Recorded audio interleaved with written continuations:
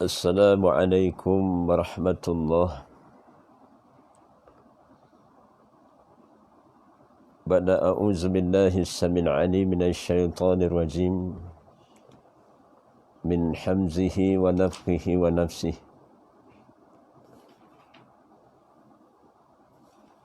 Bismillahirrahmanirrahim.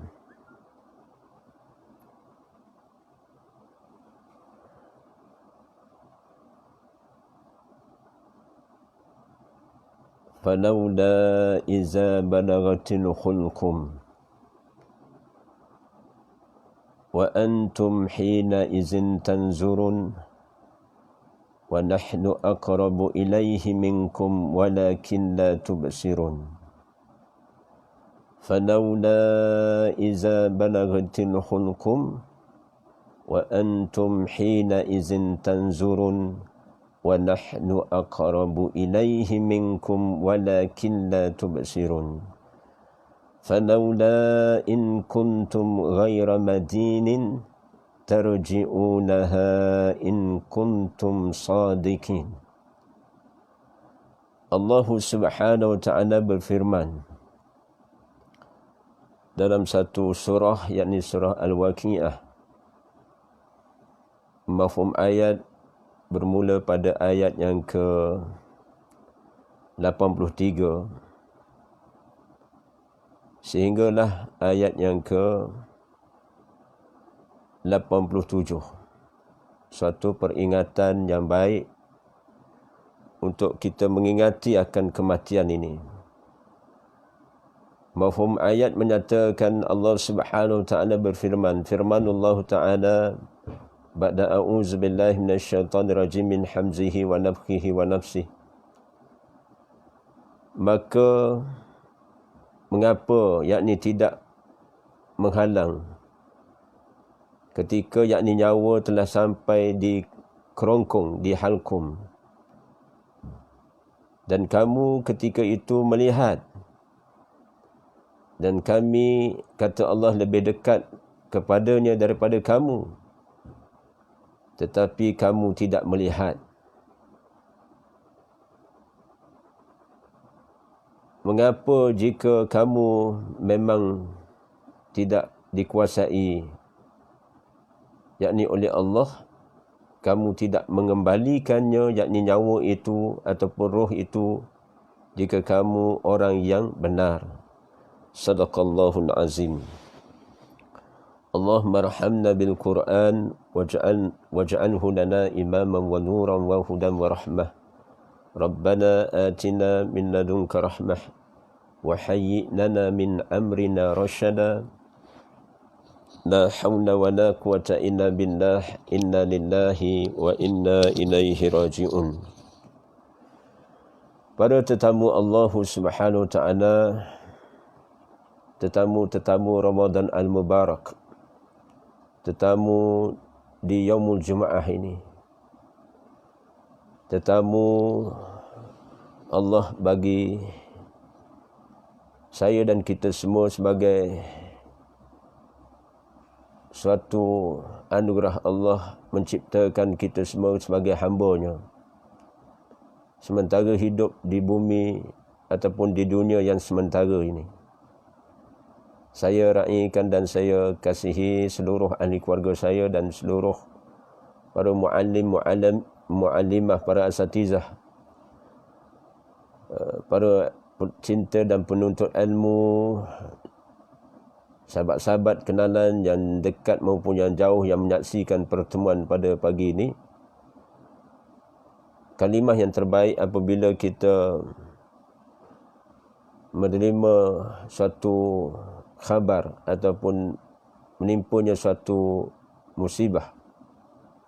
Termasuklah di antara musibah yang menimpa iaitu kematian. Maka kita berdoa kepada Allah Subhanahu wa ta'ala pada pagi ini. Kita dikhabarkan secara viral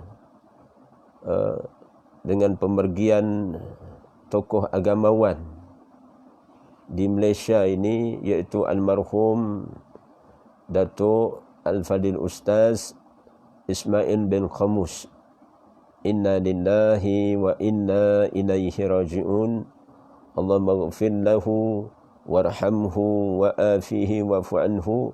Dan kita jamak sekali dengan doa untuk sekalian mereka yang telah kembali ke rahmatullah. Allahumma ighfir lahum warhamhum wa afihim wa'fu anhum. Wahai Allah yang menyaksikan, yang mendengar, ampunilah kami, ampunilah sekalian kaum muslimin muslimah, mukminin dan mukminat, sama ada yang masih hidup maupun yang telah meninggalkan dunia ini, dengan limpah rahmat-Mu ya Allah. Rabbana atina fid dunya hasanah fil akhirati hasanatan wa qina azaban nar. Rabbana atina min ladunka rahmah wa hayyi' lana min amrina rasyada. Hasbunallahu wa ni'mal wakil fa ni'mal maula wa ni'man nasir. Wa sallallahu ala Muhammadin wa ala alihi wa sahbihi ajma'in walhamdulillah. Alhamdulillah kita dipertemukan pada pagi yang cukup bermakna kepada saya dan kita semua, yang rasminya secara sedar, secara jelas kita berada di nisfu Ramadan. Tahu-tahu dan kita mengetahui secara menyaksikan musyahadah betapa Allah Subhanahu Wa Taala memanjangkan, memberi tempoh usia kepada saya yang bercakap terutamanya, kepada semua yang menonton, menyaksikan dan mendengar rakaman ini. Mudah-mudahan dapat disebarkan salam. Kalian semua, antum semua boleh sebarkan salam, kemudian share, kongsi atas manfaat ilmu Allah. Allahumma inna nas'aluka ilman nafi'a wa rizqan tayyiba wa amalan mutaqabbala. Wahai Allah, anugerahkan kami ilmu yang bermanfaat, rezeki yang baik dan amalan yang diterima. Antara tanda-tanda bagaimana ilmu itu memberi manfaat apabila terpakai buat saya dan kita semua. Walaupun kita mendengar secara rakaman di alam maya ini, secara live maupun rakaman setelah mendengar, menonton setelah rakaman live, maka ia akan memberi manfaat apabila kita beramal. Tidak cukup dengan kita menonton sekadar untuk pengisian halwa telinga, pendengaran, tapi yang lebih baik daripada itu, daripada banyak bicara para asatidah, tentulah ada di antaranya sepanjang perbualan ataupun bicara agama itu tentu ada sedikit sebanyak manfaat untuk diri saya dan kita semua. Tajuk pagi ini iaitu kematian adalah suatu kepastian. Suatu kepastian. Bagaimana Allah Subhanahu Wa Taala telah menyatakan secara jelas. Secara jelas, subhanallah, ba'da a'udzu billahi minasyaitonir rajim min hamzihi wa nafthihi wa nafsihi falawla iza balagatil khulqum. Maka mengapa ketika nyawa, yakni roh, sampai ke halkum. Bagaimana tentang ayat ini, iaitu satu keadaan berdasarkan tafsir Ibn Katsir ini menyatakan maksud ayat ke-56 dalam surah Al-Waqi'ah ini, ayat yang ke-83. Suratul Waqi'ah ini ada 96 ayat. 96 ayat. Jadi keberadaan ayat yang saya pilih untuk kita baca dan tadabbur pada pagi ini antara ayat 83 ke atas. Maksud tentang maka mengapa ketika nyawa sampai ke halkum ini, dalam keadaan nyawa ataupun roh, hayat kehidupan kita ini, apabila sampai ke suatu keadaan di saat maknanya seseorang itu mengalami sakarat, iaitu menjelang perpindahannya roh ke suatu alam yang telah Allah Subhanahu Wa Taala kemukakan sebagai hujah maupun dalil berdasarkan Al-Quran dan As-Sunnah, Al-Hadis, betapa kehidupan ini bukan sekadar di dunia yang sementara ini, kita akan beralih ke persempadanan baru, iaitu Yaumul Barzah. Asal jalan kita dalam kehidupan kita iaitu di alam roh. Di alam roh. Para roh menyaksikan membuat aku janji apabila ditanya tentang ketuhanan, maka bahkan Rabb lah, Rabbal Alamin lah yang kita daulahkan. Kita mengakui bahawasanya tidak ada ilah yang diibadahi melainkan Dia, hanya saja Allah Subhanahu Wa Taala. Dan kita mengaku bahawasanya Allah Rabb kita yang mencipta, mentadbir, menjamin, mengawasi maupun memelihara kemaslahatan maupun kesejahteraan maupun segala semua urusan dalam kehidupan yang sementara ini. Apabila nyawa ini sampai ke halkum, ini hakikat tentang ayat bagaimana dinyatakan sinonim dengan suatu ayat dalam surah Al-Qiyamah pada ayat yang ke-30. Dengan maksud ayat itu menyatakan sekali-kali jangan apabila nafas seseorang telah mendesak, yakni sampai ke kerongkong, dan dikatakan yakni kepadanya, siapakah yang dapat menyembuhkan kamu? Dan dia yakin bahawasanya sesungguhnya itulah waktu perpisahan, yakni dengan dunia, dan bertautnya betis yakni kiri dengan betis yang kanan kepada Rabb-mu lah. Pada hari itu kamu akan dihalau ataupun diusir ataupun dihampirkan. Al-Qiyamah ayat 30.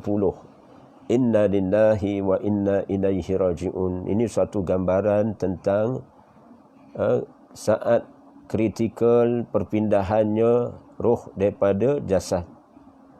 Hakikat kematian bukan sekadar kita faham sebagaimana suatu mafhum hadis ataupun ayat Allah Subhanahu Wa Taala menyatakan kullu nafsin zaikatul maut.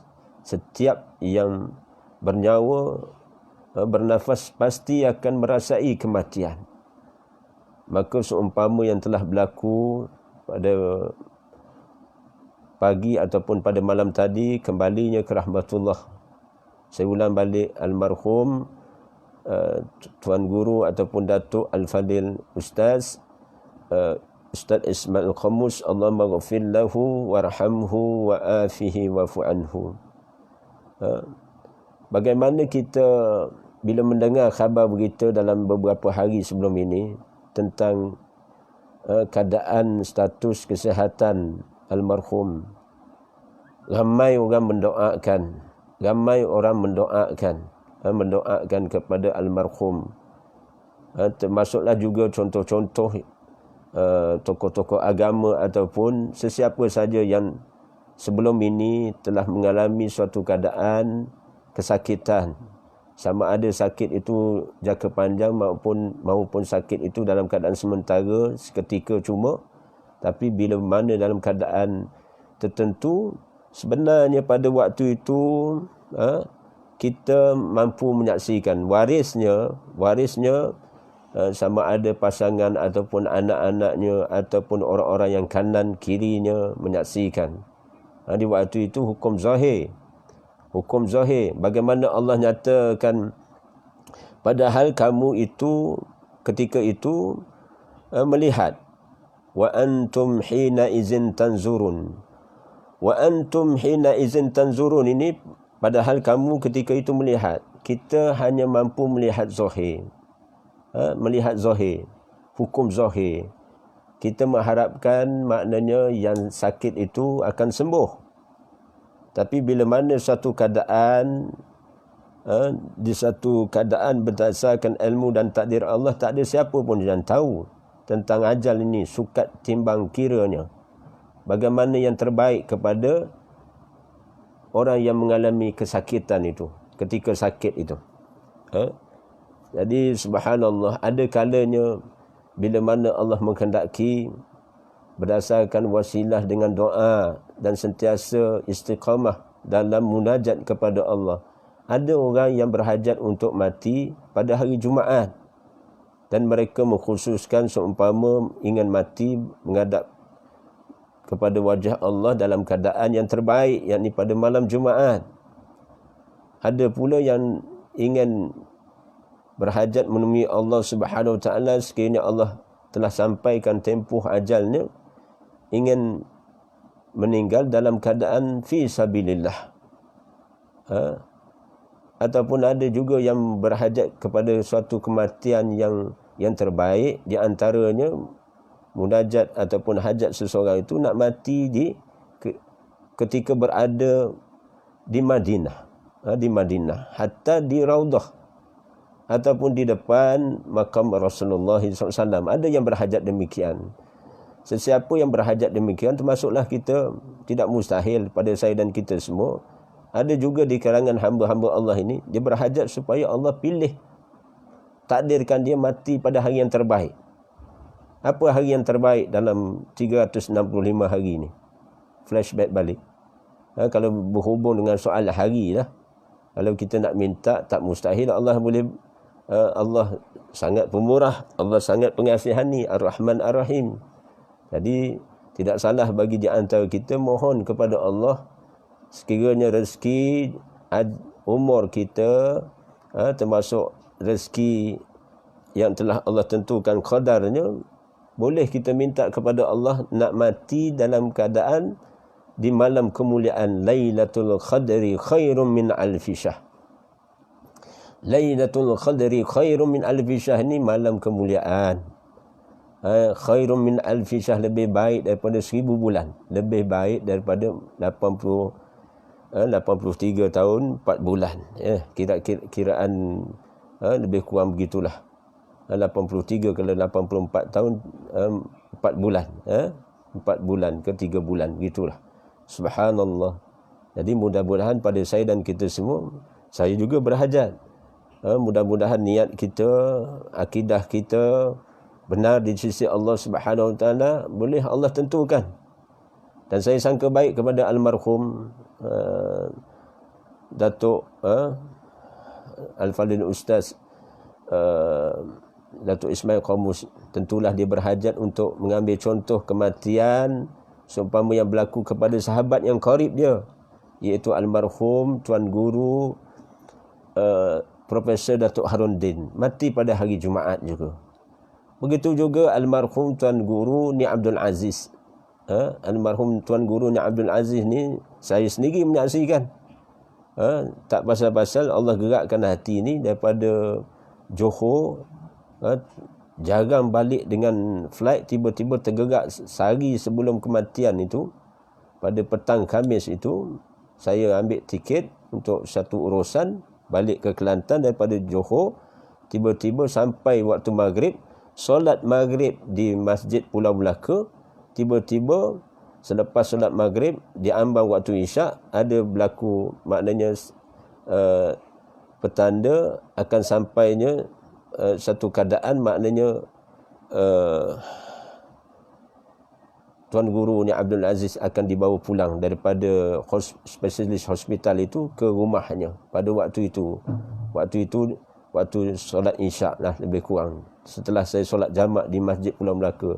Tahu-tahu rupanya lepas pada isyak itulah, Tuan Guru dikembalikan daripada hospital pada malam Jumaat itu. Pada malam Jumaat itu, maka dia dikembalikan ke rumahnya di waktu malam itulah, sebelum pukul 12 malam lebih kurang, antara isyak ke pada tengah malam itulah Allah jemput rasmi almarhum Tuan Guru Ni Abdul Aziz pada malam Jumaat. Allahumma ghfir lahum warhamhum wa'afihim wa'fu anhum. Kita jamak untuk semua sesiapa yang telah kembali ke rahmatullah.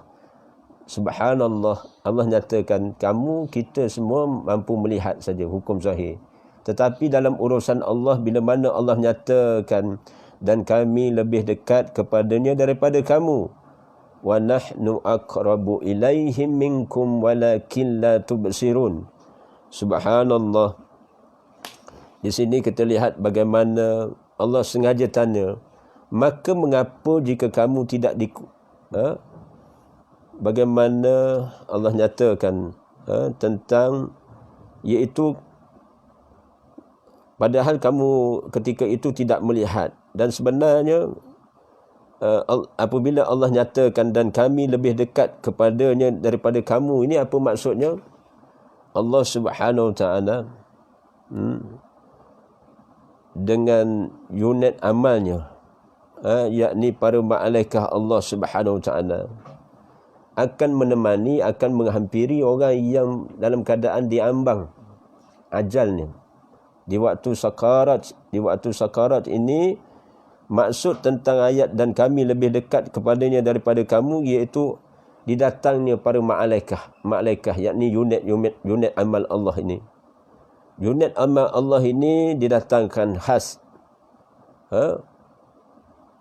dalam keadaan kamu tidak mampu melihat.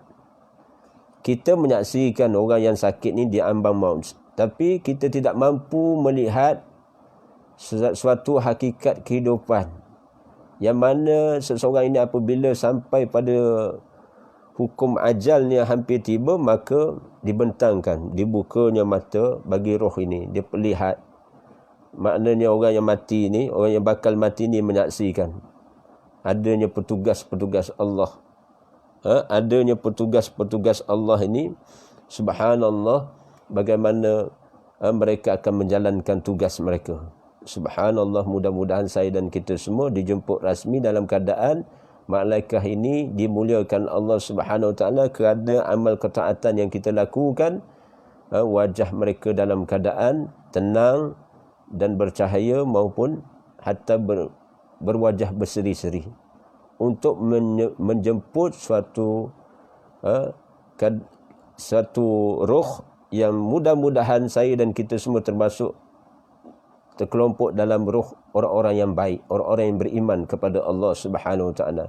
Maka kita sangka baiklah kepada setiap kematian. Mudah-mudahan setiap yang bernyawa apabila mengalami kematian, mereka dijemput dalam keadaan tenang, dalam keadaan dalam jaminan Allah Subhanahu Wa Taala. Waktu itu Allah mengisytiharkan, wa nahnu aqrabu ilaihi minkum walakin la tubsirun, dan kami lebih dekat kepadanya daripada kamu.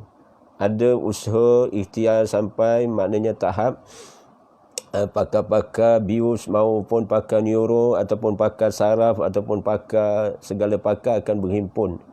Ini kes yang berlaku di hospital contoh.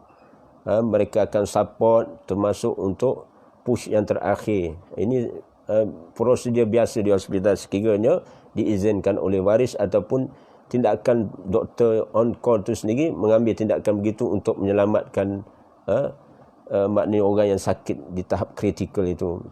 Tapi ada ketika bila mana orang yang diizinkan Allah, diberi faham agama padanya, ada kala dia berwasiat. Ada kalanya dia berwasiat. Ini benar berlaku di beberapa kes orang alim sebelum mereka diambang ajal itu, diambang, mereka dapat merasai betapa ajal ini boleh dirasai. Begitulah baginda Nabi SAW apabila turunnya surah yang disebut An-Nasr. Iza jaa nasrullahi wal fath. Apabila datang pertolongan Allah dan kemenangan, maka itu isyarat sehingga kan Rasulullah sebut dalam satu lafaz yang rasmi, Rasulullah sebut itu khabar berita tentang ajalku. Berkaitan dengan Fathu Mekah itu suatu isyarat yang Allah Subhanahu Wa Taala dekatkan Rasulullah dengan ajalnya. Diisyaratkan kepada ahli keluarganya hatta para sahabatnya. Begitulah juga subhanallah, ada setengah orang yang Allah Subhanahu Wa Taala tenangkan jiwa dia. Dia merasai diri dia tidak lama. Kemudian dia berwasiat, sekiranya waktu itu dia berwasiat sebelum ke hospital, kalau ayah jatuh sakit, maknanya jatuh sakit sampai tak sedar, jadi maknanya jangan maknanya push, jangan paksa supaya dalam keadaan push, tekanan kepada bahagian dada ni, push dengan seumpama satu tekanan elektrik, satu tekanan menggunakan seumpama dia panggil apa tu, striker, tap itu, tap beberapa kali itu untuk mendenyutkan jantung kembali berfungsi dalam keadaan yang lebih stabil. Jadi si fulan ini dia berpesan kepada anaknya. Dia berpesan kepada anaknya, dia menyatakan tak perlu, dia kata subhanallah, janji Allah tu sampai benar. Dia sakit sehari, kemudian dimasukkan hospital dalam keadaan seumpama dia tidak sedar diri, kemudian sehari ataupun lebih kurang tak sampai 3 hari di hospital sampai hukum itu. Dan anaknya apabila waktu kritikal tu sampai, tengok pernafasan ni makin turun, jadi dia terus isyaratkan kepada doktor, tak perlu, kerana ayah saya telah wasiatkan. Wasiatkan apabila ayah saya dalam keadaan demikian, dia tak mahu. Maknanya paksa dia. Dipaksa. Keadaan dipaksa. Rupanya bila dia mengambil keputusan begitu, akhirnya tindakan dibuat begitu, dia pergi dalam keadaan tenang. Kerana apa? Dia yakin dengan janji Allah Subhanahu Wa Taala, tak akan mati apabila umur ini masih ada. Tapi sekiranya rezeki umur tu telah ketentuan dalam takdir Allah, hanya dalam urusan Allah yang mengetahui. Allah beri ilham. Kadang kes-kes tertentu Allah beri ilham kepada seorang itu, ajalnya telah sampai. Seumpama kisah yang berlaku kepada Umar Abdul Aziz. Subhanallah, saya akan bawa nanti satu contoh bagaimana kisah orang-orang soleh. Mungkin di sesi yang lain, bagaimana Umar Abdul Aziz ni dijemput rasmi pada tanggal 1 Aidilfitri. Kematiannya menjelangnya Syawal. Subhanallah, itulah Allah pilih dia. Allah izinkan dia berpuasa di bulan Ramadan yang penuh 30 Ramadan. Pada 1 Syawal itu Allah jemput rasmi khalifah, iaitu Umar bin Abdul Aziz. Subhanallah, bagaimana insan yang terpilih di sisi Allah Subhanahu Wa Taala. Taib, bagaimana Allah nyatakan falaula in kuntum ghaira madinin. Dengan maksud apa ayat ini? Dan mengapa jika kamu tidak dikuasai oleh Allah? Bagaimana ayat ini menyatakan, maka mengapa jika kamu tidak dikuasai, yakni oleh Allah? Said bin Jubair dan Al-Hasan Al-Basri menyatakan, maksud ayat ini, jika kalian tidak percaya bahawasanya kalian akan dibangkitkan, dihisap dan dibalas, maka kembalikanlah roh ini ke tempatnya. Ini satu cabaran Allah Subhanahu Wa Taala nak mengingatkan kita orang yang masih hidup ni. Bila baca ayat seumpama ini, suatu yang sengaja Allah timbulkan persoalan. Ada orang mungkin dia nak hidup selama-lamanya. Mungkin tak gaya hidup dia tu. Gaya hidupnya seumpama dia nak hidup selama-lamanya. Hatta baginda Nabi SAW pernah ditawarkan. Ini satu kisah yang benar berdasarkan Al-Hadis. Rasulullah didatang utusan Allah, kemudian maknanya apa yang Rasulullah nak minta, maka maknanya Allah beri choice, beri peluang, beri pilihan. Di antara pilihannya, maknanya Rasulullah SAW ini boleh memilih untuk hidup selamanya sampai kiamat. Ataupun Rasulullah SAW ini reda dengan ketentuan apabila sampai ajalnya, maknanya sampai tempoh ajalnya, maknanya situlah dia memahami, baginda Nabi SAW memahami betapa itulah ketentuan Allah sejak azali menghendaki qadar nasib baginda Nabi SAW, maka Rasulullah memilih untuk tidak hidup di dunia ni selama-lamanya. Maka dengan rasminya, kadang-kadang kita ambil ibrah umum, ada orang gaya hidup dia nak hidup selama-lama, seumpama dia nak hidup selama-lamanya. Dia tahu, dia menyaksikan sendiri secara ilmu dia menyaksikan mana ada makhluk yang bernyawa akan kekal selamanya, melainkan ada makhluk ciptaan Allah yang hidup selamanya. Sejak diciptakan sejak azali, ada makhluk yang Allah ciptakan, bila diciptakan, bermula diciptakan itu, dia akan hidup selama-lamanya. Apakah makhluk itu? Cuba fikir sejenak, berfikir dengan baik kepada saya dan kita semua. Ini secara cabang keluasan ilmu Allah Subhanahu Wa Taala. Apa? Sila jawab. Sekiranya ada jawapan, boleh type di sana. Saya bagi homework sikit. Apa makhluk Allah bila Allah ciptakan dia tidak mati selama-lamanya? sejak diciptakan Allah, dia tak akan mati selama-lamanya. Ada makhluk Allah. Tapi nak sebutnya manusia ni, manusia ni. Cuba sesiapa yang ada kefahaman tentang apa yang saya tanya ini boleh jawab. Mungkin saya bagi kredit lah, bagi kredit di talian rakaman di alam maya ni. Kadang-kadang bicara agama ni memerlukan two way, maknanya dua hala. Di waktu yang ba'da subuh ni, kalau tak kena bawa memang pejam mata, maknanya gaib lah di antara yang menonton ini.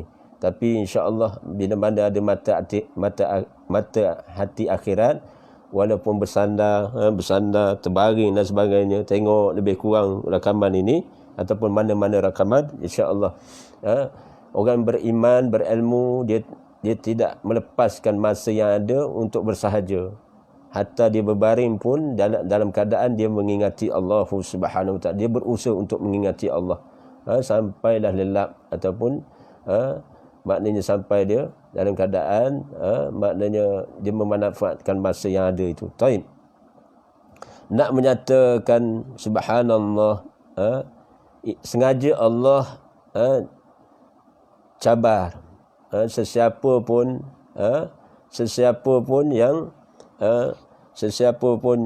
apabila dia berkuasa, apakah dia berkuasa menahan roh daripada keluar daripada jasad. Kuasa yang boleh menahan, menghadkan pengaruh itu, maknanya tak ada suatu kuasa yang lain melainkan kuasa Allah. Biuslah banyak mana, cocoklah vaksin banyak mana di bahagian sini. Di bahagian sini biasanya ada maknanya satu suntikan, beberapa suntikan untuk pushkan untuk bangkitkan, seumpama beri potensi kepada kekuatan dalaman seorang yang hampir mati ni. Ni kadang-kadang berlaku di hospital, sambil doktor damkan benda tu di dada, kemudian dia akan suntik untuk push aliran darah supaya aktif dan progresif dan sebagainya, sistem saraf bergerak baik dan sebagainya, termasuk aliran pergerakan jantung berdenyut dengan baik. Inna lillahi wa inna ilaihi rajiun. Tapi sebenarnya hakikatnya tentang ayat ke-85 tadi, 87 tadi, sebenarnya Allah sengaja tanya satu cabaran buat saya dan kita semua. Sebenarnya walaupun Allah tanya, maka mengapa jika kamu tidak dikuasai oleh Allah, kamu mampu tak untuk sekat roh itu keluar daripada jasad, yakni kematian? Mampu tak? Usaha macam mana pun sebenarnya, bila Allah tak izin, setakat itulah rezeki umur dia.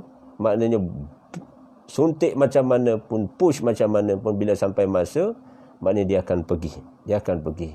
Jadi alhamdulillah sebahagian pakar-pakar perubatan, doktor, dia akan bezakan different. Ini orang ini boleh diselamatkan, orang ini maknanya dalam keadaan tak apalah, maknanya dinasihati, redalah dengan tahap umur dia, dengan kadar sakit yang 3-4 dalam satu, maka doktor pakar sendiri yang spesialis ni akan membuat satu andaian, maknanya result yang keluar maknanya lebih daripada 90%, biarkan dia dalam keadaan pergi dalam keadaan yang lebih tenang, tanpa dipaksa-paksa untuk dipush dan sebagainya.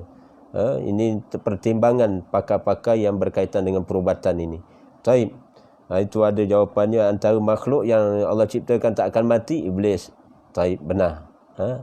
Ahsanti. Benar. Benar. Ada lagi 4, sekurang-kurangnya 4 lagi. Boleh bagi jawapan kepada saya. Maknanya apa? Makhluk yang Allah ciptakan dia tidak akan mati. Dia tidak akan mati. Jadi ini satu homework, stay at home ini. Taib. Allah Subhanahu wa taala meneruskan ucapannya, fa amma in kana minal muqarrabin farawhun wa raihanun wa jannatu na'im wa amma in kana min ashabil yamin fasalamun laka min ashabil yamin. Adapun jika dia, yakni orang yang hampir kepada mati ni, termasuk orang, maknanya orang yang mati tu, roh orang yang dijemput rasmi tu, termasuk orang yang didekatkan, yakni kepada Allah, maka dia akan memperolehi rezeki serta syurga kenikmatan. Dan adapun jika dia termasuk golongan kanan, maka keselamatan bagimu kepada kamu. Diucapkan satu salam, iaitu salam kesejahteraan bagimu kerana kamu dari golongan yang kanan. Inna lillahi wa inna ilaihi raji'un. Sahabat-sahabat semua, yang kedua, malaikah.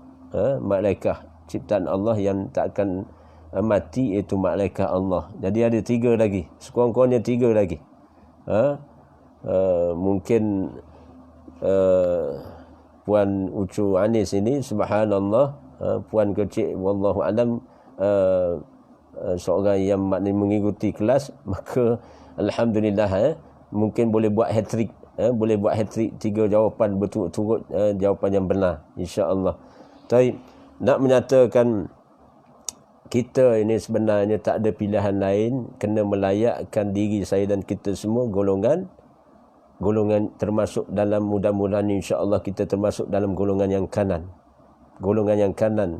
Kerana dalam surah Al-Waqi'ah ini dibentangkan kisah benar tentang status golongan, iaitu golongan yang kanan, kemudian yang lebih dahulu beriman dan mendahului dalam beramal, iaitu al-muqarrabun, golongan yang berlumba-lumba dalam melakukan amal kebajikan akhirat, yang mereka benar-benar beriman dengan keimanan yang sebenar, maka itu golongan yang paling atas sekali. Maka tak ada pilihan pada saya, tentulah kita semua kena rasmi, maknanya wal'iyazubillah, minta jauh termasuk dalam golongan yang kiri. Kerana golongan yang kiri pasti Allah akan celakakan mereka dan pasti akan dicampak ataupun dihumban maupun dimasukkan ke dalam neraka Allah Subhanahu Wa Taala. Maka tak ada pilihan lain manusia ini terkelompok pada 3 golongan ini. Maka yang rasminya kepada saya, vision atau misi kita di dunia yang sementara ini, apatah lagi kita berada dalam Ramadan Al-Mubarak ini, tahu-tahu dah pertengahan Ramadan, nisfu Ramadan. Apakah hal orang Perak sebut, apakah hal? Apakah hal saya dan kita semua ni tentang amalan yang tiba-tiba Allah panjangkan usia, bagaimana untuk memanfaatkan umur usia kita ini dengan apa? Dengan manfaat daripada ilmu Allah Subhanahu Wa Taala dan beramal soleh-solehat sampai tahap takwa, sampai tahap ikhlas. Benar. Asanti maknanya arasy Allah. Ada 2 lagi. Ciptaan Allah yang tidak akan mati. Bila Allah ciptakan makhluknya, dia tidak mati makhluk tu. Subhanallah. Dia tidak mati. Iblis, malaikat, arasy Allah, dia tak akan mati selama-lamanya. Subhanallah. Benar ke arasy Allah tu tak akan mati? Bila sakarat, bila tiupan sangkakala, bukankah semua makhluk akan mati? Bukankah semua akan mati? Termasuk iblis, termasuk malaikat, termasuk semua makhluk ini? Subhanallah. Kerana apa tadi? Rasmi bukan? Ini jadi goyah juga, tak berhujah. Mungkin pada saya dan kita semua. Pasal kullu nafsin za'iqatul maut, tiap-tiap yang bernafas bernyawa pasti akan mati. Sekecil-kecil makhluk, sebesar-besar makhluk, semua akan mati. Bila tiupan sangkakala yang pertama tu, semua akan mati. Kemuncak akan mati ni, subhanallah. Malaikat maut sendiri akan mati. Malaikat yang mencabut nyawa, apabila dia mencabut nyawa semua makhluk-makhluk Allah, binatang, haiwan, tumbuh-tumbuhan, termasuklah maknanya manusia, termasuk juga malaikat Allah, termasuk juga satu-satu akan dimatikan Allah. Mati jugalah, ya tak? Dimatikan, subhanallah. Bila malaikat sendiri, Allah izin, Allah kendaki malaikat maut sendiri akan, setengah satu riwayat hadis menggambarkan malaikat itu dirupa paraskan sebagai seekor kambing hitam. Kemudian dia mencabut nyawa dia sendiri, roh dia daripada jasad dia. Waktu itu semua makhluk akan mati. Yang tinggal hanya sifat bagi Allah, sempurna bagi Allah Subhanahu Wa Taala. Jadi subhanallah, Ada benar juga dakwaan itu malaikat ini ataupun iblis tak akan mati, pasal malaikat menjalankan tugas. Bagaimana kalau malaikat mati, siapa yang menjalankan tugas ketika di sesi pembalasan Allah, di mahkamah Allah, bukan? Hatta di dalam syurga maupun dalam neraka. Adanya malaikat Zamadiyah dalam neraka ni. Ada unit-unit amal dalam neraka ni yang menjaga neraka sakar itu. Neraka sakar. Dalam surah Ar-Rahman tak silap saya, bagaimana beberapa belas malaikat bertugas mengawasi penghuni neraka. Begitu juga dalam syurga Allah Subhanahu Wa Taala malaikat Ridwan dan sebagainya. Taib. Ada lagi malaikat yang makhluk Allah Subhanahu Wa Taala yang hidup. Allah izinkan dia hidup sampai bila-bila. Subhanallah. Taib.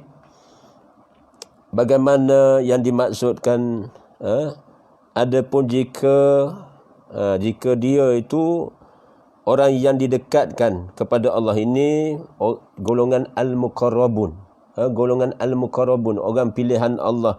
Mereka itulah orang yang menunaikan perkara-perkara yang fardu, yakni wajib, dan termasuk yang mustahab, yang mana sunnah-sunnah muakkad yang disukai Allah Subhanahu Wa Taala. Dan dalam masa yang sama, golongan al-muqarrabun ini mereka meninggalkan perkara-perkara yang haram. Apatah lagi perkara yang haram, dan termasuk juga mereka meninggalkan perkara yang makruh, dan juga mereka meninggalkan hal-hal yang sebahagian daripada hal yang mubah. Jadi ni amalan golongan al-muqarrabun. Dalam ucapan sebelum ini telah dirakamkan bicara saya tentang bagaimana golongan yang kanan dan golongan yang kiri. Masya Allah. Ucu Anis, Masya Allah. Asanti. Maknanya makhluk Allah yang tak akan mati apa? Syurga dan neraka. Itu rasmi.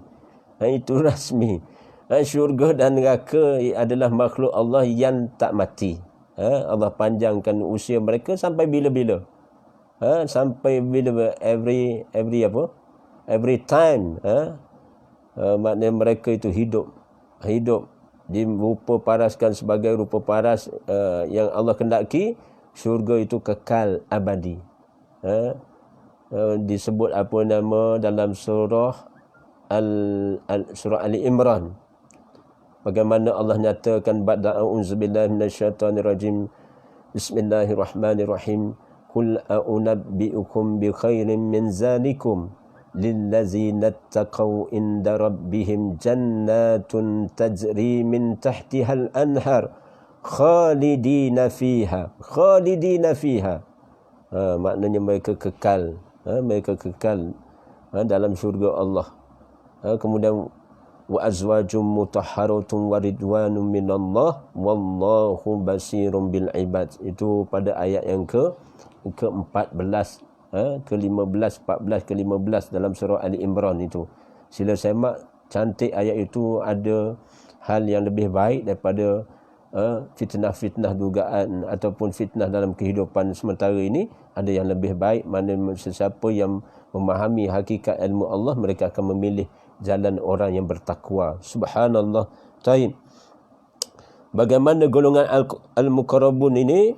Mereka melakukan amal-amal sunnah, kemudian mereka mementingkan perkara yang wajib, yang fardu, termasuk yang mustahab, dan dalam masa sama sifat mereka meninggalkan yang haram.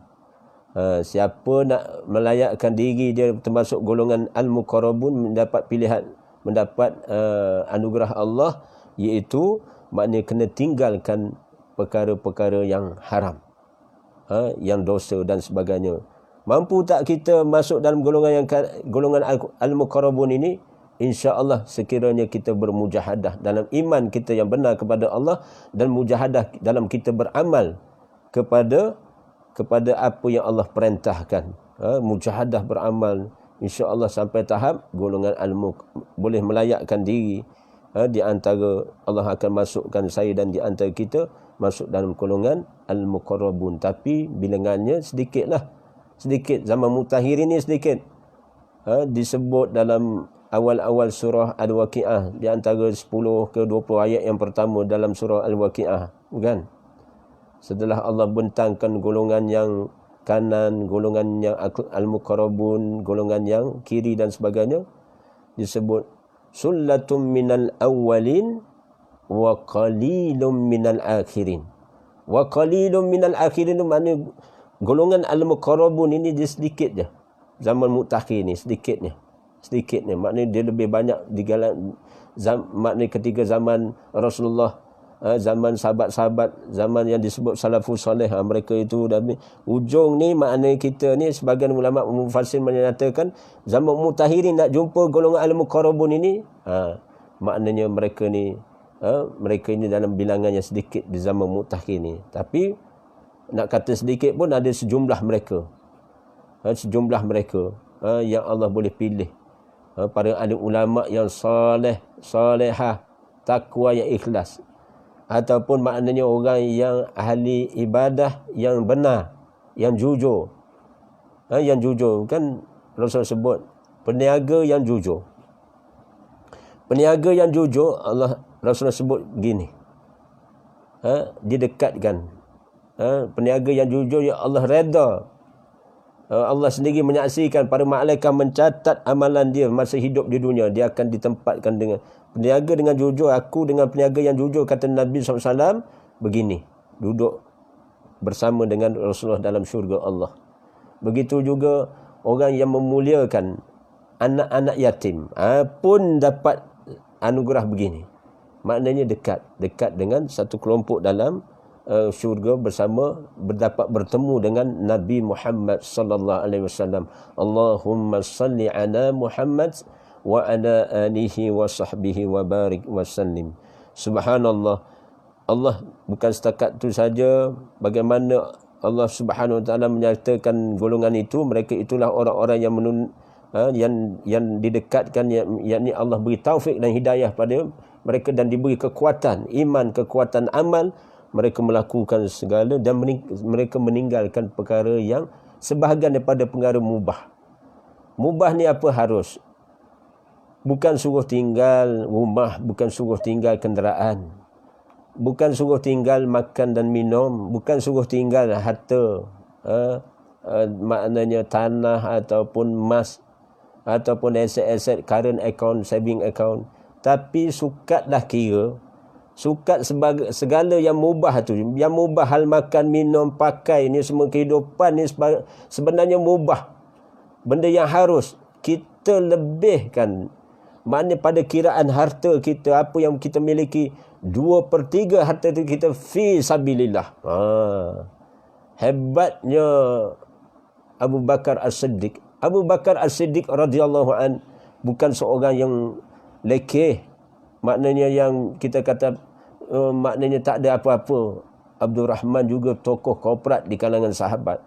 Tapi apabila tuntutan jihad diserunya oleh Allah dan Rasulnya, kemudian bagaimana Abu Bakar As-Siddiq menginfakkan seluruh hartanya. Subhanallah. Di hujung hayat dia tu menginfakkan seluruh hartanya. Begitu juga bagaimana kemuliaan isteri pertama baginda Nabi sallallahu alaihi wasallam, Siti Khadijah Khuwailid, Siti Khadijah radhiyallahu an, bagaimana sampai akhir hayat dia seorang tokoh korporat usahawan terbaik pada hayat Nabi sallallahu alaihi wasallam.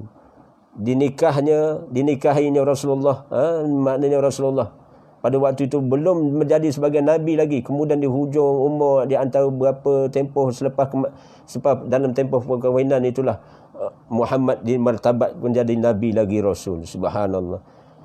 Permulaan dalam keadaan yang terbaik, harta benda dalam keadaan serba cukup dan lebih pada cukup, dan jutawan korporat pada waktu itu Khadijah radhiyallahu anha di hujung hayat dia, sehingga ada digambarkan bagaimana lafaz dia mengisyaratkan kepada Fatimah.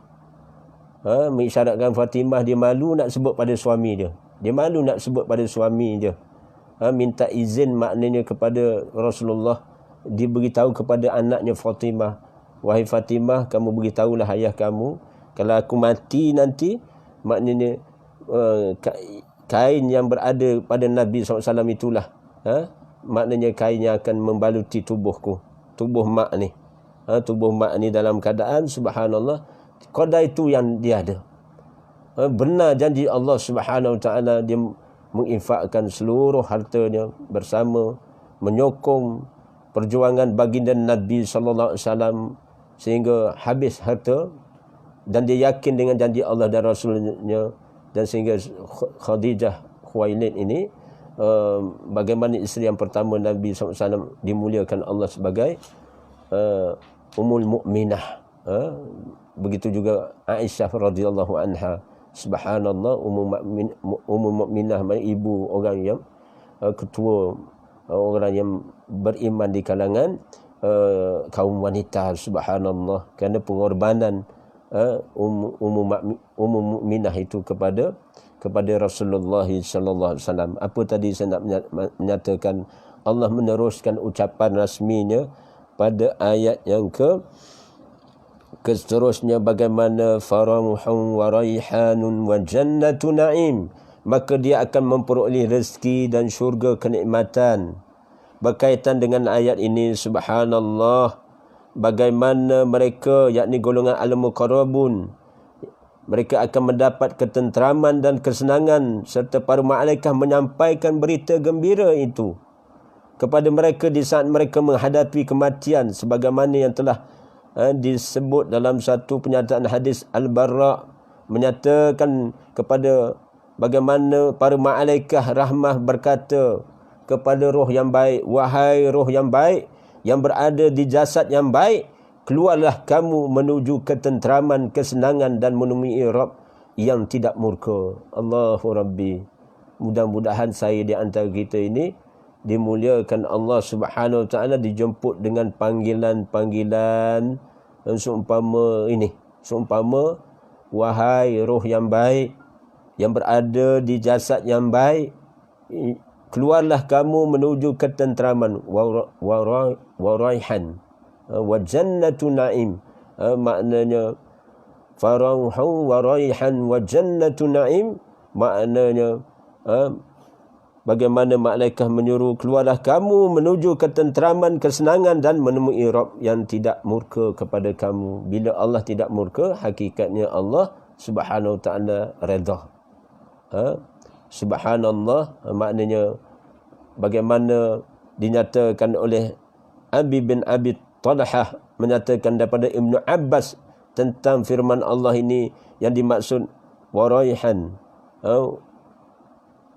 iaitu maka dia akan memperolehi ketenteraman, iaitu ketenteraman dan kesenangan. Dia beristirahat, yakni ucapan yang sama dikatakan oleh Mujahid. Dia berkata ar-rauh itu iaitu istirahat. Maknanya beginilah lanjutan pada peristiwa sesi pengambilan nyawa oleh malaikat Allah ni. Satu orang yang roh yang baik ni, apabila mereka beralih sempadan di persepadanan alam barzah, yang kita tengok secara zahir ni tanah kubur tu lah. Dalam tanah kubur ni, maknanya di bawah lapisan kubur ni, tanah itu ada satu alam. Alam. Alamnya apa? Alam barzah. Alam barzah. Jadi sebelum saya lupa, ataupun di antara kita terlupa, perkara yang boleh mendatangkan sifat takwa apabila saya dan di antara kita sering mengingati kematian.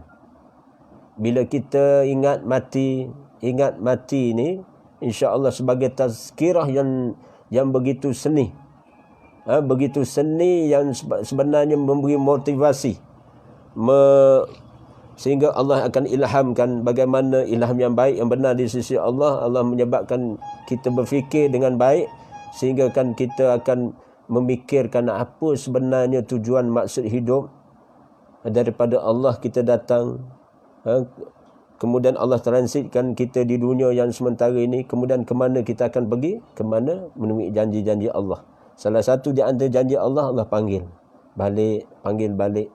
Dan mudah-mudahan jemputan rasmi di kita, kala hujung hayat kita Allah panggil kita ya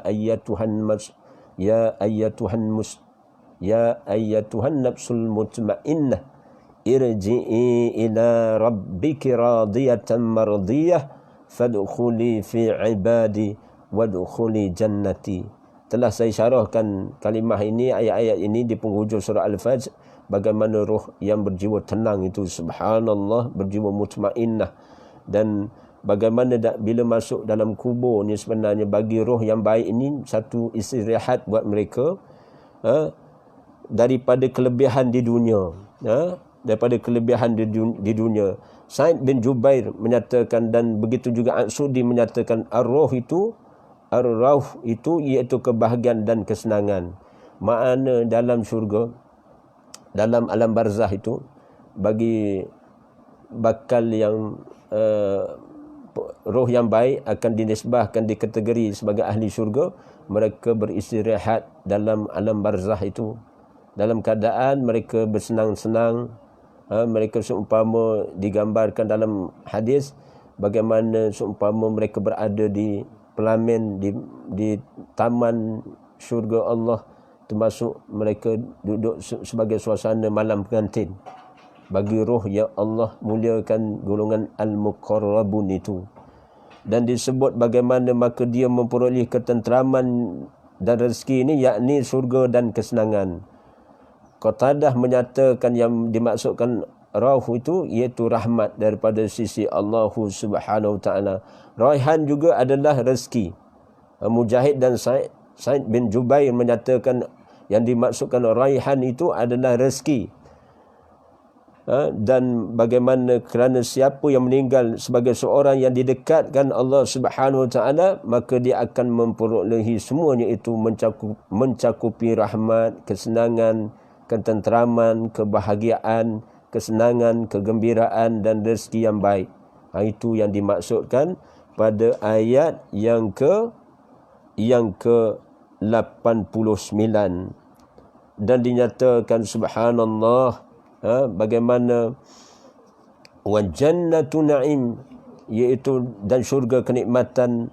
Bagaimana Abul Aliyah menyatakan tidaklah roh seorang yang didekatkan kepada Allah terpisah daripada jasadnya, melainkan sebelumnya didatangkan satu tangkai daripada pepohon syurga yang harum. Sesudah itu barulah roh itu dicabut dari jasadnya. Muhammad bin Ka'ab menyatakan tidaklah salah satu dari manusia meninggal dunia sehingga dia mengetahui apakah dia penghuni syurga ataupun penghuni neraka. Seorang muallim namanya Muhammad bin Ka'ab menyatakan hakikat kehidupan ini apabila di hujung nyawa, subhanallah, tidak ada seorang pun bila sampai ke sakarat, mata bagi roh ini terbuka, hijabnya memandang, rupanya dah ada potensi dah. Allah bentangkan dia. Perjalanan hayat kehidupan yang seterusnya selepas alam dunia yang sementara ini dinampakkan dah. Masa roh itu dijemput rasmi, nampak dah tempatnya, sama ada Illiyin ataupun Sijin. Golongan roh-roh yang baik akan ditempatkan di Illiyin, syurga yang ada kedudukan yang tinggi. Tempat roh-roh yang jahat ini ditempatkan satu golongan, iaitu golongan Sijin. Golongan maknanya yang terkebawah ini. Bukannya tempat yang tinggi tapi yang ke bawah ni, yakni neraka Allah Subhanahu Wa Taala, wal iazubillah, Allah ma'ajirna minan nar. Dan disebut dalam as-sahihin, menyatakan disebut betapa Rasulullah sallallahu alaihi wasallam bersabda, sesungguhnya arwah, yakni roh para syuhada itu berada di dalam perut burung hijau yang terbang bebas di taman-taman syurga sekendak hatinya, kemudian hinggap di pepohon yang bergantung, yakni di lampu-lampu yang bergantung di arasy. Subhanallah. Ini kenikmatan bagi para syuhada, kemuliaan bagi para syuhada. Syuhada ini berdasarkan hadis, iaitu mereka hidup di sisi Allah dan dijamin rezeki daripada sisi Allah Subhanahu Wa Taala. Jangan dikatakan orang yang mati di jalan Allah ini mati, melainkan sebenarnya mereka hidup. Sebenarnya antara satu makhluk Allah yang diciptakan sejak awal sampai akhir yang tak mati, iaitu ar-ruh. Ruh itu sendiri. Rupanya kita boleh ambil ibrah pada Ramadan, pada Yaumul Jumaah ini, iaitu apa? Mati ni bukan mati kerana hakikatnya mati kerana sakit saja, tapi hakikatnya mati ni apabila qadar ketentuan umur disebabkan tadi sebab-sebab musabab ni nampak hukum zahir. Hukum zahir kita sakit, ada orang kemalangan mati. Ada orang maknanya ditimpa sesuatu sambil tidur pun boleh mati juga. Boleh ditahan rohnya. Maknanya rupanya apa? Hanya hakikatnya perpindahan roh ni keluar daripada jasad. Itu satu kepastian yang pasti. Keluarnya roh daripada jasad ini tanda orang tu mati sebenarnya. Imam Ahmad meriwayatkan daripada Atta dan bin Sa'ib, bagaimana Atta bin Sa'ib menyatakan, di hari pertama aku mengenal Abdurrahman bin Abi Layla, aku melihatnya sebagai seorang laki-laki tua yang dengan berambut dan yang berjanggut yang telah beruban.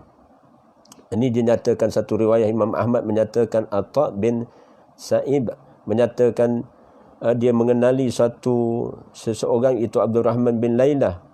Bagaimana Abdurrahman bin Abi Layla ini ketika itu berumur, umurnya dalam keadaan berumur dan rambut dalam keadaan janggut yang telah beruban. Maka dia pada waktu itu sedang menaiki keldai, mengiringi jenazah. Maka Atta bin Sa'ib ini mendengar kenyataan Abdurrahman bin Abi Layla ini. Dia mendengar apa? Iaitu dia mendengar Abdurrahman bin Abi Layla ini menceritakan kepada seseorang yang mana dia mendengar Rasulullah sallallahu alaihi wasallam bersabda, barang siapa yang senang bertemu dengan Allah, maka Allah pun senang bertemu dengannya. Dan barang siapa yang tidak senang bertemu dengan Allah, maka Allah pun tidak senang bertemu dengannya.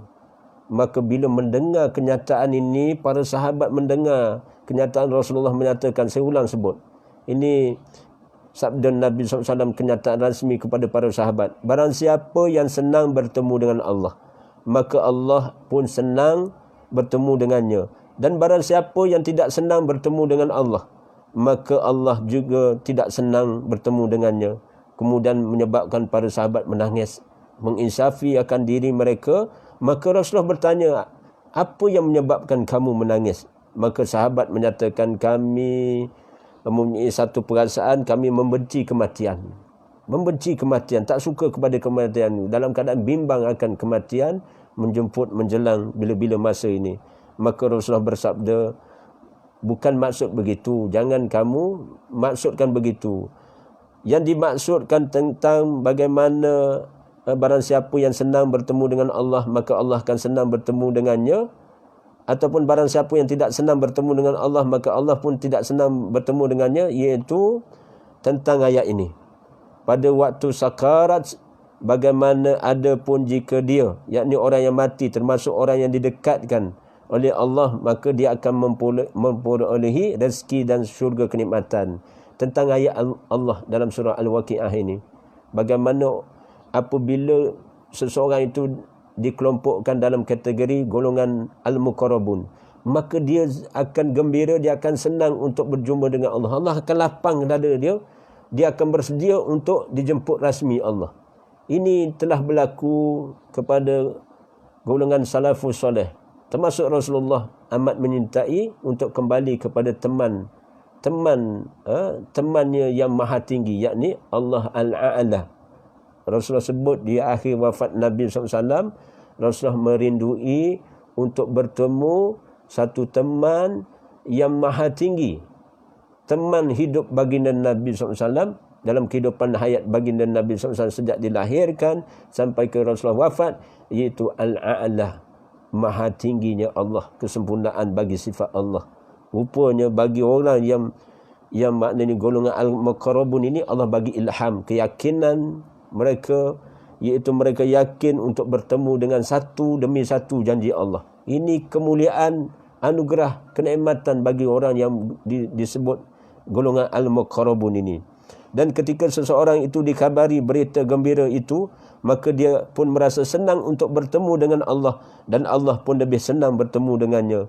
Dan ada pun jika roh itu termasuk golongan orang yang mendustakan lagi sesat, maka dia akan mendapat hidangan air yang mendidih dan dibakar di dalam neraka. Bukankah ayat yang seterusnya setelah Allah nyatakan bagaimana farahum wa raihanun wa jannatun na'im, wa amma in kana min ashabil yamin fasalamun laka min ashabil yamin. Kemudian wa amma in kana minal mukazzibin ad-dallin fanuzulun min hamim wa tasliyatu jahim. Subhanallah. Allah nyatakan pada ayat yang ke-92.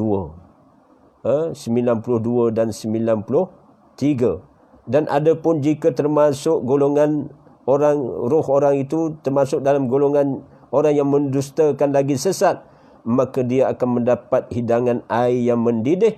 Dan pada ayat yang ke-94, dan dibakar di dalam neraka. Subhanallah. Subhanallah. Wal-iyazubillah. Mudah-mudahan roh saya dan di antara kita semua tidak terkelompok dalam golongan orang yang diazab Allah Subhanahu Wa Taala, bagaimana orang yang berpaling daripada ayat-ayat Allah, berdusta dengan perintah Allah, tidak meyakini janji Allah, dan dalam keadaan hidup mereka sesat lagi disesatkan, maka mereka itu kelompok yang mendapat hidangan air yang mendidih dan dibakar di dalam neraka. Nampak?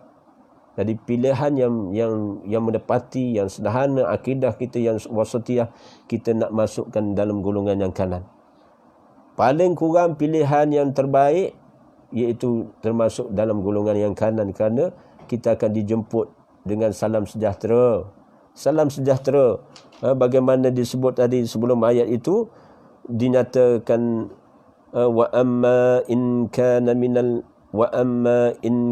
min ashabil yamin fasalamun laka min ashabil yamin. Dan adapun jika dia termasuk golongan yang kanan, maka keselamatan, kesejahteraan bagimu kerana kamu dalam golongan yang kanan. Malaikat Allah jemput, mari masuk. Salam sejahtera ke atas kamu wahai si fulan. Bila malaikat yang bertugas menghantar roh yang baik ni ke dalam syurga, maka unit amal Allah jemput, kita diberi salam. Salam sejahtera ke atas kamu. Salam sejahtera ke atas kamu, yang mana kamu adalah termasuk golongan yang kanan. Golongan yang kanan ini, bagaimana Allah maknanya kenikmatan telah dibentangkan dalam surah Al-Waqi'ah ini. Jadi khulasahnya muslimin muslimah, mukminin dan mukminah semua, subhanallah, subhanallah, subhanallah walhamdulillah wa la ilaha illallah wallahu akbar wa la haula wa la quwata illa billah. Allahumma ighfir lana, wahai Allah ampunilah kami. Allahumma arhamna, wahai Allah rezekikan kami. Allahumma rzuqna, wahai Allah rahmatilah kami. Allahumma rzuqna, wahai Allah rezekikan kami. Allahumma rzuqna taubatan nasuha qabla al-maut. Rezekikan kami taubat nasuha sebelum datangnya maut. Jadi satu homework buat saya dan kita semua, taubat nasuha. Semua orang kena bertaubat nasuha atas kelemahan, kekurangan diri saya dan di antara kita semua orang pendosa. Jangan ada kita rasa mulia di sisi manusia. Jangan ada kita rasa mulia di sisi makhluk, dan sebagainya. Kita rasa cukuplah qadar apa yang kita buat ni, sebenarnya belum tentu. Hakikatnya Allah tahu, dalam kerahsiaan ilmunya Allah sendiri menyaksikan, wa asiru qaulakum aw ijharu bih innahu alimun bizatis sudur. Bagaimana Allah nyatakan dalam surah Al-Mulk, sama ada kamu rahsiakan ataupun kamu nyatakan, sesungguhnya dia mengetahui apa yang ada di dalam dada kamu, dalam hati nurani kamu, dalam sanubari. Jadi pastikan amalan-amalan yang kita telah lakukan, insya-Allah amalan-amalan yang sedang kita lakukan, dan insya-Allah dengan amalan-amalan yang kita berazam untuk melakukan 10-15 hari lagi menuju penghujung Ramadan ini, terutamanya 10 hari yang terakhir, maka kelihatan wajah Nabi sallallahu alaihi wasallam berubah, ketampakan gaya lifestyle Nabi SAW dalam tempoh 365 hari ini, 10 hari dalam 10 hari yang terakhir Ramadan, Rasulullah SAW sungguh mujahadah, sungguh mujahadah dalam beramal kerana nak meraih maghfirah, meraih keberkahan, nak meraih redha Allah dalam pakej nisfu sampailah 10 hari yang terakhir, 10 hari yang terakhir Ramadan sampai malam kemenangan bagi orang yang beriman, iaitu Aidil Fitri, kembali kepada fitrah. Yang saya dan kita semua pastikanlah, Allah, mudah-mudahan Allah kuatkan, ilhamkan kepada kami ya Allah, agar kami melakukan amal-amal soleh yang Kau redai, dan masukkanlah, ilhamkan agar kami mensyukuri akan nikmat yang telah Kau kurniakan kepada kami dan kepada ibu dan bapa kami, agar Dikau ya Allah izinkan kami melakukan amal-amal yang soleh yang Kau redai, dan masukkan kami dalam golongan hamba-Mu yang salihin, amin ya rabbal alamin. Jadi mudah-mudahan pada yaumul Jumaah ini, di samping kita mendengar khabar, saya ulang sebut untuk kali ketiga dalam bicara ini, khabar pemergian tokoh agamawan kita, iaitu Al-Fadil Al-Marhum Datuk Al-Fadil Ustaz Ismail Qamus, mudah-mudahan pengurusan jenazahnya dipermudahkan, kemudian kita boleh solat di lokaliti masing-masing, solat ghaib yang tak sampai ke kediamannya ataupun tempat bagaimana pengurusan jenazahnya, insya-Allah, maknanya bermula setelah dikafankan mayit itu, kemudian mula disolatkan itu, maka tempoh itulah kita boleh solat jenazah. Selepas dikafankan, disemayangkan di tempatnya, maka kita boleh disunahkan juga kita boleh solat jenazah gaib. Sebagaimana kematian almarhum Tuan Guru, maknanya Profesor Datuk Harun Din yang kembali ke rahmatullah pada hari Jumaat juga, di California sana, kita yang maknanya menyintai ulama, yang menghormati ulama, subhanallah, jangan ada di antara kita ini maknanya mempunyai perasaan yang something yang tak berapa indah ataupun tak berapa harmonis dengan para ulama, para ilmuwan Islam, kerana mereka telah memegang amanah Allah dan Rasulnya, kerana mereka juga menjawab jawatan, sehingga mereka meneruskan rantaian Nabi dan Rasul Allah. Al-ulama warasatul anbiya. Jadi insya-Allah kita taklid bersama ulama yang benar, kerana mereka ittiba dengan Al-Quran dan Sunnah. Dan mereka yang mengikut Al-Quran dan Sunnah, maka kita ikut berada di saf mereka, insya-Allah kita menepati dengan satu saf bagaimana dalam saf orang-orang yang beriman, yang kita mengikut jalan yang telah digaris pandu oleh baginda Nabi SAW. Para sahabat duduk dalam satu saf dengan saf Nabi SAW, maka kita tidak mustahil.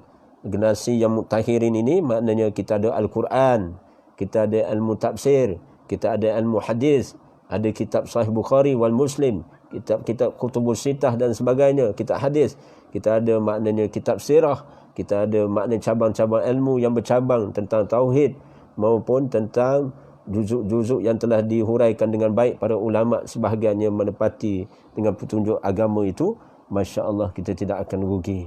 Azamlah pada pagi ini, perbaharuilah iman kepada Allah, la ilaha illallah, perbanyakkan sebagaimana Rasulullah berpesan, lazimilah kamu, yakni dengan maksud amanat Rasulullah dalam Ramadan, ihya Ramadan, lazimilah kamu 4 permintaan, 4 perkara. Maka saya suka ulang balik ucapan ini kerana supaya homework ini dia sampai penghujung Ramadan, iaitu perbanyakkan kalimah la ilaha illallah. La ilaha illallah. La ilaha illallah ni satu kalimah tazkiyatun nafs, persucian jiwa, hati. Hadirkan hati ketika ucap la ilaha illallah. Bila kita sebut illallah, illallah itu ingat nama, hatta ingat juga sifat Allah, ingat juga af'al Allah. Coronavirus ni antaranya af'al Allah, azimnya Allah, Ismullahil Azam. Coronavirus ni termasuk hal-hal yang berlaku dalam kehidupan kita. Sebenarnya Allah memperkenalkan diri dia, kesempurnaan sifat. Kita tengok alam pun betapa Allah dah segala-galanya atas kehidupan ini. Makhluk tak ada kuasa. Bagus kata-kata itu, makhluk tak ada kuasa, yang berkuasanya Allah Subhanahu wa taala. Wa huwa ala kulli syai'in qadir. Wa huwa ala kulli syai'in qadir. Apa maksudnya 4 permintaan itu? La ilaha illallah, kemudian kita memohon maghfirah. Lazimi dengan memohon, biar maknanya lazimi ini kerap sebut keampunan kepada Allah. Allahumma innaka afuwun tuhibbul afwa fa'fu anni. Itu doa warid daripada kauliah Nabi SAW. Ataupun Sayyidul Istighfar disebut waktu pagi sebut sekali, paling kurang pun waktu malam pun sebut juga sekali. Allahumma anta rabbi la ilaha illa anta khalaqtani wa ana abduka wa ana ala ahdika wa wa'dika mastata'tu a'udzu bika min syarri ma sana'tu wa abu'u laka bi ni'matika alayya wa abu'u bi dzambi faghfirli fa innahu la yaghfiru dzunuba illa anta. Dan dua yang terakhir iaitu apa? Permintaan doa munajatnya, minta dijauhkan daripada azab api neraka. Allahumma ajirni minan nar, Allahumma ajirna minan nar, kerap sebut. Dan selalu sebut antara waktu sebelum tidur, maknanya waktu di ambang kita tidur, kita celik mata tadi, bermula dengan waktu celik mata tadi, tempohnya maknanya sepanjang kita nak tidur malam ni pula. Bayangkanlah siang dan malam ni, maknanya kita isi dengan bacaan-bacaan yang warid daripada amanat Rasulullah SAW kepada para ahli keluarganya dan sahabat-sahabatnya. Kerap sebut juga Allahumma ajirni minan nar, Allahumma ajirna minan nar. Bila Allah tutupkan pintu-pintu syurga, pintu-pintu neraka ditutup, tak ada satu pun pintu neraka dibuka dalam Ramadan ni. Apatah lagi pintu syurga dibuka seluas-luasnya, tak ada satu pintu syurga pun ditutup dalam Ramadan ni. Maka terbentang luas kepada saya dan di antara kita yang beriman, berilmu kepada Allah Subhanahu wa taala dengan keimanan sebenar, mana kita minta syurga Allah, syurga yang kekal abadi kenikmatan. Yang boleh minta, jangan tak minta, paling tidak pun sebutlah Rabbana atina fid dunya hasanah wa fil akhirati hasanatan wa qina azabannar. Ucapan itu diulang sebut 3 kali, paling kurang pun di setiap doa kita sebut 3 kali. Kerana ittiba' sunnah Rasulullah pun doa 3 kali. Dan minta nak masuk syurga, wa adkhilna jannata darussalam, wa adkhilna jannata darussalam. Maknanya syurga Darussalam ataupun syurga yang tertinggi, yakni syurga Jannatul Firdaus. Maknanya syurga yang paling tinggi, Jannatul Firdaus. Jadi siapa yang nak masuk, melayakkan diri supaya menjadi ahli syurga Firdaus, sila baca surah Al-Mu'minun ayat 1 hingga ayat ke-11 ataupun ayat ke-12. Antara ayat 1 hingga ayat ke-11 ke-12 itulah ciri-ciri sifat-sifat ahli syurga Firdaus. Surah Al-Mu'minun itu, qad aflahal mu'minun allazina hum fi salatihim khashi'un wallazina hum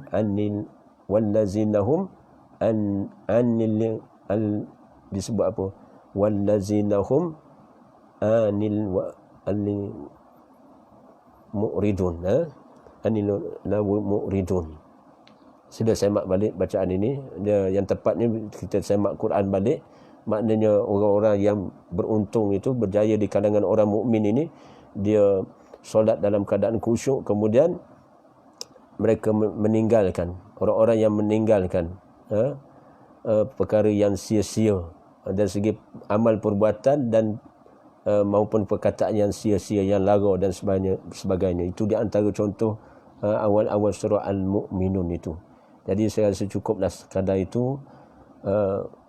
Apa yang baik tentu ilham yang datang warid daripada Allah Subhanahu Wa Taala. Yang kurang itu kelemahan saya dari segi tahap kefahaman ilmu untuk dikongsi bersama. Manfaat ilmu ini mudah-mudahan terpakai buat saya untuk beramal dan kita semua sebagai hamba-hamba Allah, bukan hamba kepada syaitan, bukan hamba kepada nafsu syahwah. Apatah lagi dalam Ramadan ini, walaupun kita boleh melakukan perkara yang mubah, tapi bagaimana golongan al-muqarrabun, mereka menghadkan yang mubah itu hanya diguna pakai yang perlu sahaja. Yang tidak perlu mereka tidak bersungguh untuk, maknanya kerana dunia ini tempat tumpangan sementara. Akhirat yang kekal abadi, dan Rasulullah sebut sendiri apa guna dunia ini untuk aku. Tanpa Rasulullah meninggalkan dunia, dijadikan dunia ini sementara hidup di dunia sebagai jambatan akhirat. Menanam iman, keimanan sebenar, kemudian beramal dengan amal ketaatan. Apabila benih keimanan ada dalam hati nurani, kemudian tanam dengan semai tanaman itu dengan amal ketaatan. Pokok yang kita tanam itu dengan kita baja dengan ketaatan kepada Allah, dan jaga supaya kita benar-benar ikhlas beribadah kepada Allah. Dalam apa pun urusan, mana Allah saja yang mengetahui. Tak ada siapa pun boleh menilai di kalangan hamba-hamba Allah ini, melainkan Allah saja yang mengetahui. Malaikat mencatat setiap amalan kita. Wallahu a'lam, wabillahi taufiq wal hidayah. Wassalamualaikum warahmatullahi wallahu a'lam. Terima kasih atas perhatian semua, dan saya ucapkan takniah kepada yang menyaksikan sehingga tamat, dan sampaikanlah salam dan share, minta kepada kawan-kawan share juga. Share atas share tu bertingkat-tingkat kita punya amal kebajikannya. Kita dah share, kita pesan dalam post Facebook kita, sila share, selagi ada manfaat sila share. Bismillah. Tadi ringan je, tekan saja, gunakan maknanya kalimah basmalah, lapit dengan kalimah bismillah, niat lillahi ta'ala, kerana-Mu ya Allah aku lakukan demikian. Itu amal. Bab niat ini satu amal yang ringan, tak perlu bergerak beban berat, hanya dalam tempoh 3 minit 5 minit kita tekan bismillah, beri salam. Maknanya mudah-mudahan ilmu yang disampaikan memberi manfaat, dan sila share, kita galakkan orang berkongsi manfaat demi kebaikan, demi ilahi, kerana Allah Subhanahu wa taala. Wallahu a'lam, wabillahi taufiq wal hidayah. Wassalamualaikum warahmatullahi. Siru ala barakatillah. Teruskan perjuangan kehidupan ini, termasuk perjuangan dalam Ramadan ini, untuk kita benar-benar memenangi perlombaan akhirat, sehingga kita memenangi perlombaan dengan hawa nafsu kita. Kita bukan hamba kepada syaitan, kita bukan hamba kepada nafsu syahwat, kita bukan hamba kepada dunia. Kita ana Abdullah. Kita menyatakan pada Allah, mana aku ni hamba-Mu ya Allah, maka bimbinglah aku sebagai hamba kepada hamba-hamba-Mu yang saleh, yang beriman dengan jemputan-Mu ya Allah. Wabillahi taufiq wal hidayah. Wassalamualaikum warahmatullahi. Siru ala barakatillah. Jazakumullahu khairan jaza. Barakallahu fiikum.